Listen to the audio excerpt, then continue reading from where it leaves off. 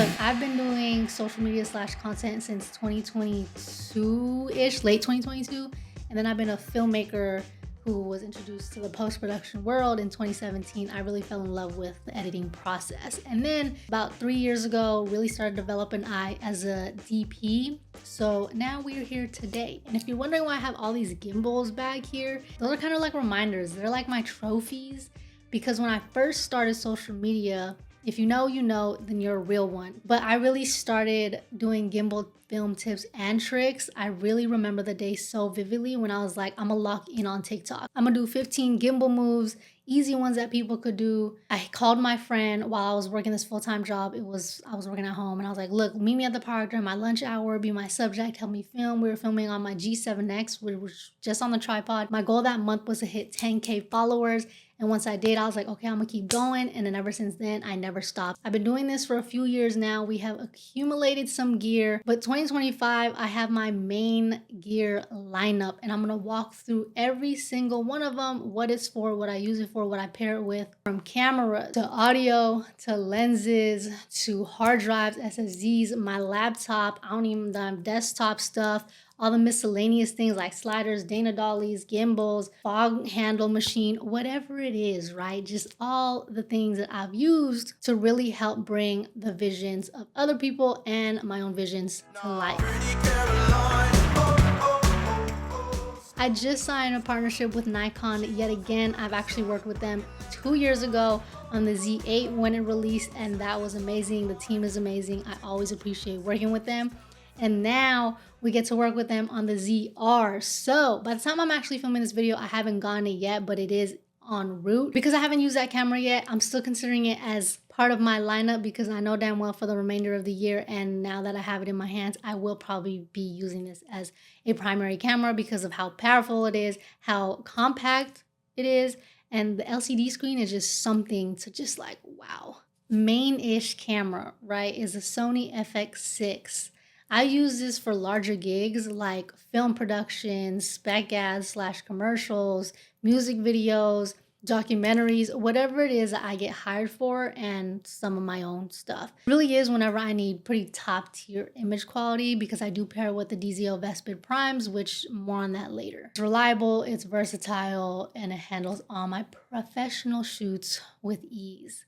And of course, I do want to talk about how I beef this FX6 up, aside from the top handle and everything that comes with like the side handle. So in my mind, because I'm seeing it, I don't see it in front of me right now, so I'm just going to say it out loud. Getting a cage on in-ear cameras is just so much better than just having it plain Jane, because you have so much more input and little holes that you could screw your monitor on, your microphone on, your handle on, anything really. It just gives you more variety to attach things to it to make it more convenient for you. I usually put through a pair of 15mm rods through, that way I have my matte box at the front, my focus puller attached to the lenses next to that, and then my V-mount plate at the back. So that really does allow me to attach just more things on it. Also, if I wanted to put handles at the front, that way when I am doing like shots that require a shoulder rig, then it's easy for me to put things on there. We also have my monitor attached to that using a magic arm. And then with that, depending on the production, sometimes there's a sound op on set who attaches a time code reader onto my camera. And then if I wanted to, sometimes I attach my 360 camera on there. What the wireless follow focus does is essentially give my first AC full control of the focus. That way I could just highly focus on just the picture and the movement of the camera. And then the transmitters, I have one attached to my camera. What I really like about the Act Soon, right, so they're on the same channel, we're all good, is that this will be connected to my first AC's monitor or Video Village, or it could connect up to 4 devices using their app. I'll go here because I'm using the CineView. I'll go boom, bam. Like, I don't even need this. Just pretend my AC got that. Y'all see this? It connects so easily to it. Obviously, I am not lugging that thing around shooting content or traveling with it any damn where. No, thank you. Okay, shout to anybody who does. Content creation, or for run and gun shoots, or for traveling especially, I'm using the A7S III or the Sony ZV-E1. Primarily the ZVE1 though when I am traveling, because it is just so much more compact and lighter to carry around. It's just perfect. They're lightweight, they have great autofocus, and it produces beautiful footage, especially in low light. But for behind the scenes footage, or even when I don't feel like carrying around my ZVE1, then I'm bringing around my DJI Osmo Pocket. This little thing, man, it still produces really great quality for how small it is. It could literally fit in my pocket. I'm just taking it out, going boop, de bop, bop, and recording myself, and you just flip to vertical or horizontal, and you just flip the button and it just flips like that. The DJI Osmo Pocket is my go-to when I really just want to be low key, or I'm out and about and I'm just like, I just want to capture this for the memories and stuff like that. Still produces really good quality, and I love how I could film in log as well. And then for behind the scenes shots, when I really don't feel like putting my arm out like that, then I'm using my Insta360 X5. This is what I attach to my FX6 rig on shoots. I just attach it to one of my tilt-a arms or articulating arms, and I stick it out, and then I honestly forget that it's there, rolling most of the time. But what's even better is my Ray-Ban glasses. Okay, those things are clutch. You get a true POV of what I am doing, and I've used this on multiple occasions, not just behind the scenes, but when I'm traveling. Whatever it is, the Ray-Ban Meta glasses are so clutch, because I'm just like, oh well, it's right here, boop, I'm recording, and then I honestly forget about it. Okay, I also have just additional cameras. Like I mentioned, I worked with Nikon, which I have the Z8. And then if you're wondering what I filmed those beauty shots with, like of the camera, it is actually with the Lumix S5 Mark II right here, with their lenses of 24-70. So Lumix was actually my very first camera partnership. This was, I think, about 2 years ago. So I'm very thankful. I will never forget about it. But they also blessed me with camera and 3 lenses. Sometimes I just like to switch it up, because picture quality on each of them are pretty different. The color science comes out different. Like Sony is a lot warmer than, say, Canon was. I was shooting with Canon a few times these past few months, and theirs comes out a little more truer and like skin tone almost, but less warmer than Sony's color science.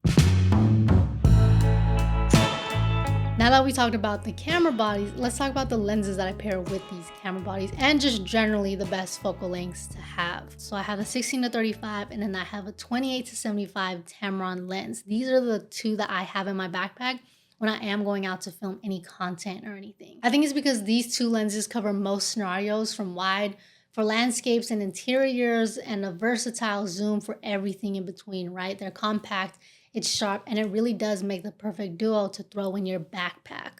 Now, like I mentioned, how the FX6 is what I primarily use for bigger productions or gigs, the DZO Vespid Primes is primarily what I use. There's a difference between photo lenses and cinema glass lenses there's just such a big difference in that. And honestly, this is what helps when my first AC is pulling focus, because these prime lenses are not autofocus at all. You need someone manually focusing for you. So there's just a difference when autofocus breathes versus when someone's manually doing it. So I love just using those.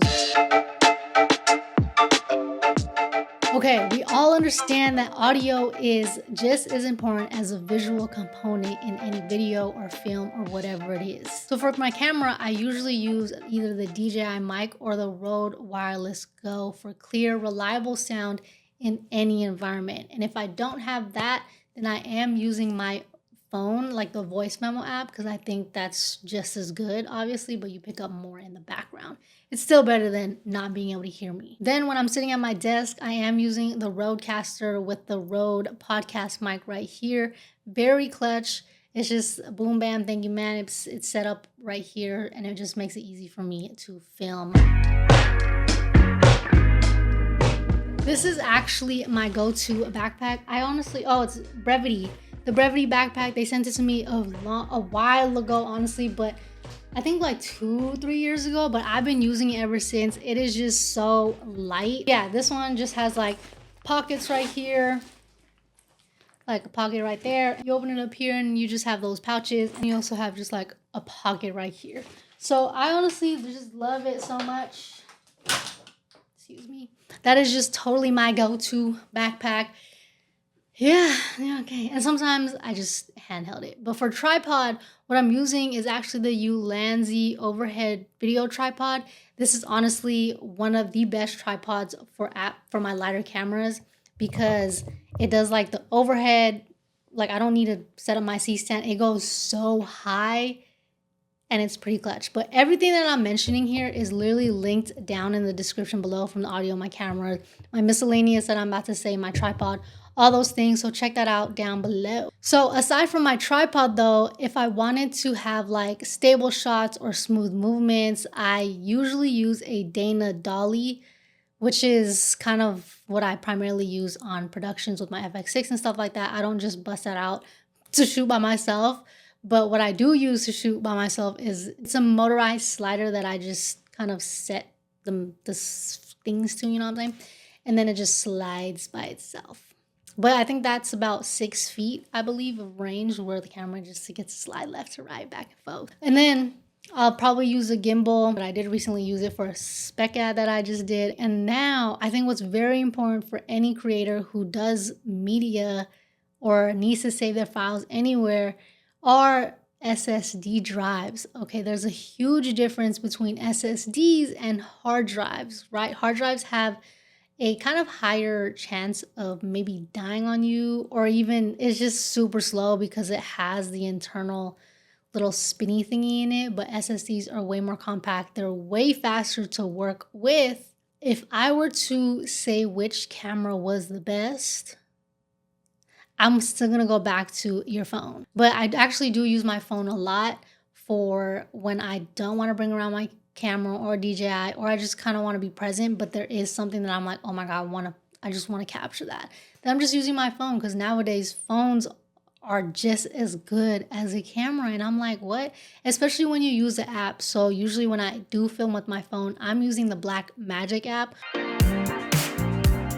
Listen, if you have made it this far into the video, you are a lucky person, okay? Because you have a chance to win a giveaway here, because I feel like Santa Claus. Imagine this giveaway times like 3, you know what I'm saying, when we hit 100,000 subscribers. But if we hit it before the end of this year, then you get in a camera plus stuff.